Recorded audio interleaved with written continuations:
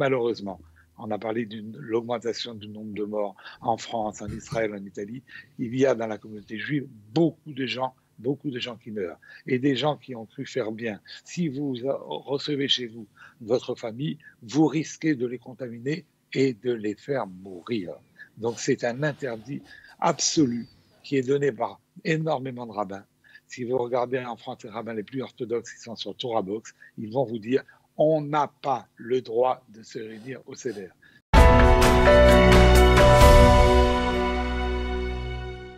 Je crois qu'il est en ligne. Bonjour Marc Eisenberg. Bon, bonjour Cathy, bonjour Olivier. Alors, est-ce qu'on répond d'abord aux questions? C'est ma fameuse... On va répondre aux questions. On commence par les questions. D'accord.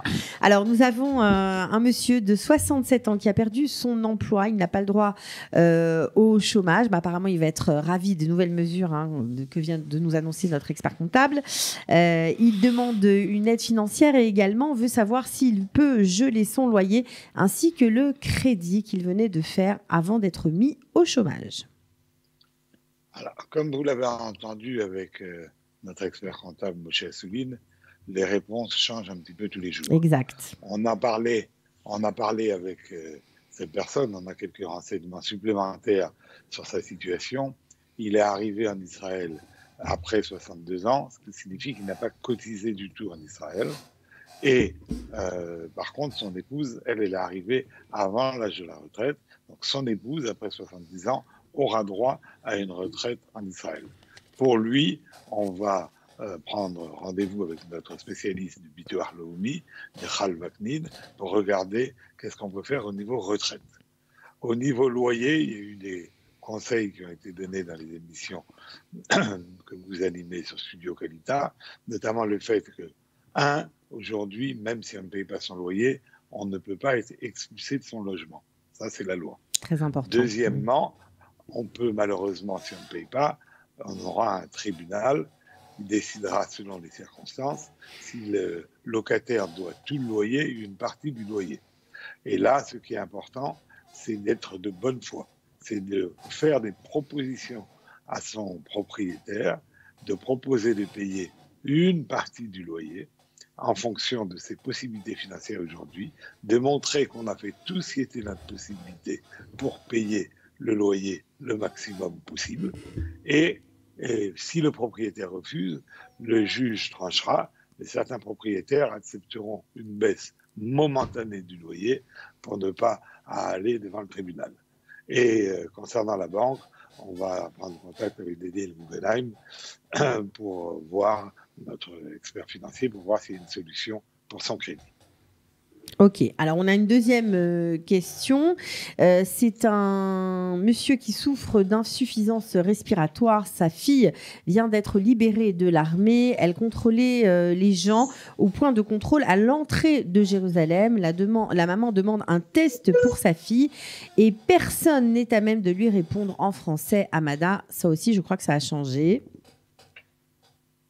Oui, d'abord, maintenant, il y a des gens qui répondent à Mada et on connaît différentes personnes à Mada, dont par exemple M. Yael Bengio, et on nous a confirmé encore aujourd'hui, on ne fait pas de test sans symptômes.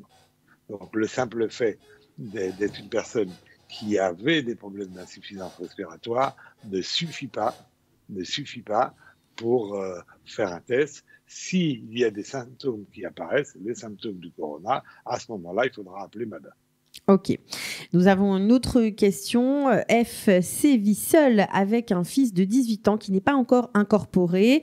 Elle avait ouvert son affaire qui a dû fermer. Son comptable a calculé qu'elle ne touchera que 1200 shekels par mois. Comment peut-on l'aider? Alors évidemment, de quelques éléments que nous avons, la situation est difficile parce qu'elle n'est pas considérée comme famille monoparentale. Et quand le garçon sera ce qu'on appelle Khayal, il pourra demander une aide particulière à la Mashakit Tach. C'est des conditions qui est responsable des conditions de service à l'armée, pour lui et pour sa maman. Et elle pourra demander, dans le cadre de la garantie de revenus, Aftachat Hanassa, la garantie de revenus, un complément de salaire. Mais c'est un sujet difficile, on va essayer de l'aider avec nos experts. Ok, bah merci Marc pour la réponse à ces questions. Est-ce que vous voulez ajouter quelque chose par rapport à l'actualité du jour? Mais évidemment, évidemment, je voudrais dire à nos auditeurs que vous avez été, euh, vous avez vu que depuis le début de cette crise, sur Studio Calita, on essaye de vous donner des conseils et on essaye de trouver tout ce qui peut nous donner des lueurs d'espoir, et il y en a dans cette grande catastrophe et cette grande tragédie. Mais, de temps en temps, malheureusement, il faut revenir aux sources, et aujourd'hui, les nouvelles ne sont pas bonnes, et je voudrais que, sans tomber dans le catastrophisme absolu, on fasse le point et on se remette à l'essentiel. Et l'essentiel, c'est sauver les vies. Malheureusement, aujourd'hui en Israël, il y a eu 5 morts. C'est déjà le nombre de morts le plus élevé en 24 heures. On apprend que dans le monde, le nombre de morts du corona est très visiblement sous-estimé. On apprend qu'en Chine, au lieu de 3500 morts, il y aurait eu entre 40 000 et 100 000 morts réels. Même si, ça c'est la bonne nouvelle, il semble vraiment que la pandémie soit en Chine pratiquement éradiquée puisque les gens de Wuhan n'ont pu sortir. Vous avez posé tout à l'heure la question à un médecin français, pourquoi on ne compte dans les morts français, qui sont plus de 5 000, pourquoi on ne compte que les gens qui meurent à l'hôpital?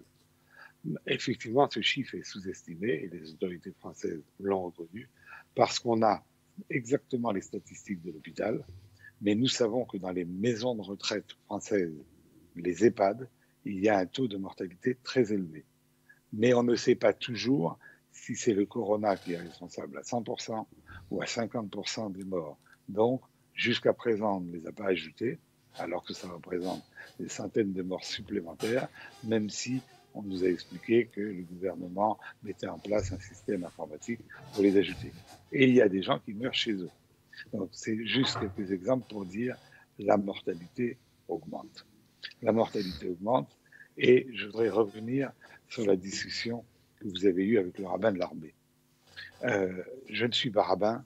Mon père, le rabbin José Eisenberg, m'expliquait que le rabbin, ce n'était pas un métier pour un juif. Je ne suis pas rabbin, ce n'est pas moi qui vais vous dire ce que chacun doit faire. Chacun fera selon sa conscience et selon son rabbin, s'il veut consulter un rabbin, selon ce qu'il croit. Mais il me semble quand même qu'on ne peut pas accepter simplement des gens qui vous disent blanc ou noir. Les choses ne sont pas blanches et noires. Par exemple, ce rabbin de l'armée nous dit surtout, il ne faut pas utiliser Zoom parce que Zoom, ça tombe forcément en panne et donc on va être amené à rebouger le système si ça tombe en panne, donc c'est quelque chose de dramatique. Et puis il y a des gens qui vont faire fonctionner Zoom et s'il y a beaucoup de connexions, il y aura beaucoup plus de gens qui vont fonctionner Zoom et donc qui eux-mêmes ne respecteront pas la fête. Concernant Zoom, c'est à vérifier, mais je crois que cette information est inexacte, Zoom marche qu'il y ait 20 000 ou 50 000 personnes avec le même nombre de techniciens. C'est comme si à la radio, on vous disait sur Studio Calita, parce que nous avons dépassé 15 000 auditeurs, il faudrait 4 techniciens. Non, il faut toujours un seul technicien qui branche le système. Et ces gens-là, généralement, ne sont pas ou pas des juifs, ou pas des gens qui sont Shomer Mitzvot. Deuxièmement, ce qu'il faut bien comprendre, c'est que les rabbins sparadim ont longtemps considéré qu'on pouvait utiliser l'électricité Yom Tov. Le premier grand rabbin sfarad d'Israël avait autorisé l'électricité Yom Tov.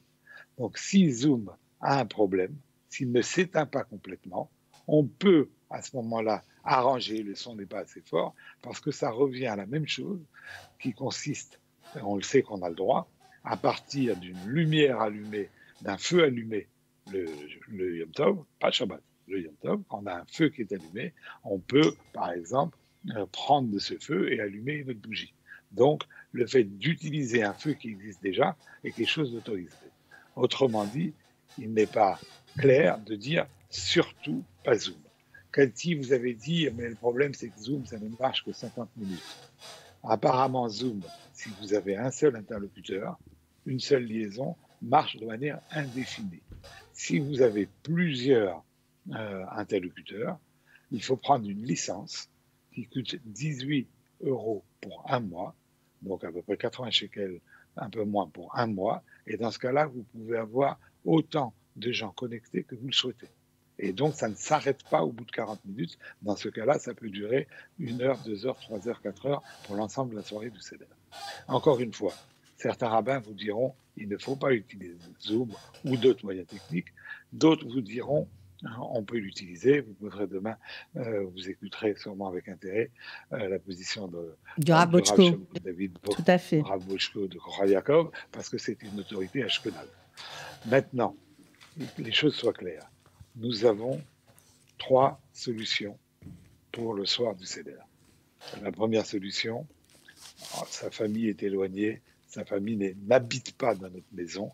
On fait avec des moyens technologiques tels que Zoom ou FaceTime, WhatsApp, etc. Deuxième solution, on ne veut pas utiliser ces techniques. On fait comme le rabbin d'ailleurs l'a dit ce matin, il faisait à l'armée, et comme Naftali Bennett, le ministre de la Défense, a expliqué qu'il faisait à titre personnel, quelques heures avant la fête, on fait, et là, sans problème, avec les moyens technologiques, on fait la fête, on chante ensemble le Seder, et on attend la nuit, Olivier vous avez posé la question, on attend la nuit pour faire le kiddush et manger la matzah. Mais on fait la partie conviviale et sympathique et on raconte l'histoire de la sortie d'Égypte, ce qui est le commandement avec la matzah essentiel de Pessah, avant la fête. Et là, tout le monde peut être réuni sans problème. La troisième solution, on a de la famille qui, chacun de son côté, sait faire le Seder. Chacun fait le Seder pour soi. Il y a une solution qui est interdite. Et j'aimerais bien que les auditeurs l'entendent. Interdite et dramatique. C'est la solution qui consiste à faire venir chez soi ou à se déplacer chez ses parents et ses grands-parents. Alors certains nous disent, mais je ne comprends pas. Mais ma mère, elle est en confinement depuis 14 jours, donc il n'y a pas de problème, on peut la voir pendant le Elle n'est pas malade, elle n'a rien, on peut la prendre. Voilà. Elle n'est pas malade, pas du tout. C'est absolument interdit et extrêmement dangereux. Quand vous avez quelqu'un qui est âgé ou quelqu'un qui a toutes les maladies qu'on a expliquées, qui malheureusement sont des facteurs aggravants du coronavirus, c'est-à-dire diabète, c'est-à-dire des maladies asthmatiques chroniques et graves. Toutes ces personnes-là sont des personnes en danger. Et malheureusement, on a parlé de l'augmentation du nombre de morts en France, en Israël, en Italie. Il y a dans la communauté juive beaucoup de gens qui meurent. Et des gens qui ont cru faire bien. Au Maroc, nous avons appris que malheureusement, contrairement aux décisions des dirigeants de la communauté, il y avait une grande fête de Purim qui s'est tenue. 3 personnes qui ont participé à ces fêtes sont mortes. 3 personnes juives sont mortes au Maroc pour avoir participé aux fêtes de Purim. Nous savons qu'à Bnei Brak, 1 personne sur 3 est contaminée. Donc, il faut faire extrêmement attention. Donc, le fait que la maman n'est pas malade ne signifie pas que vous n'êtes pas porteur du corona sain. Les scientifiques disent qu'entre 1/3 et la moitié de la population, au final, sera porteur du corona, dont 98-19% seront sauvés. Mais on est parfois porteur asymptomatique. On ne sait pas qu'on est porteur. Si vous recevez chez vous votre famille, vous risquez de les contaminer et de les faire mourir. Donc c'est un interdit absolu qui est donné par énormément de rabbins. Si vous regardez en France les rabbins les plus orthodoxes qui sont sur Torah Box, ils vont vous dire on n'a pas le droit de se réunir au Seder. Sinon, vous mettez en cause la vie de votre famille et quelqu'un d'autre va attraper le corona sans le savoir, lui-même va contaminer une autre personne, ça peut refaire une chaîne de contamination.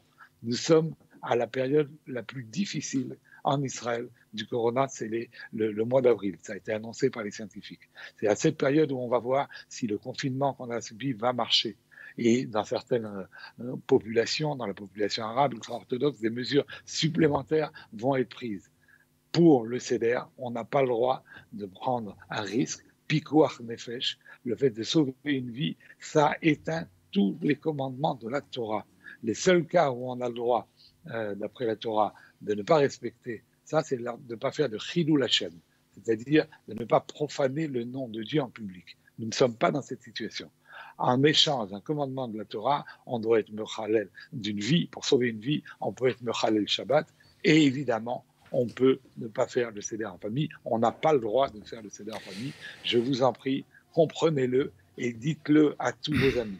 Que personne dans notre communauté ne meure pour avoir voulu faire un seder sympathique. Très bien. Merci et à bientôt. Le message est clair. Merci beaucoup, Marc. Shabbat Shalom. Retrouvez du dimanche au vendredi notre live quotidien spécial coronavirus. 3 heures de direct ininterrompu de 8h à 11h. Pour tout savoir sur l'actualité du virus en Israël, mené par Daniel Haïk, Olivier Granilic et Cathy Choukroun. Le live Studio Qualitas, c'est tous les jours en direct, puis en replay sur Facebook, YouTube ou sur notre application et sur le site studioqualita.com.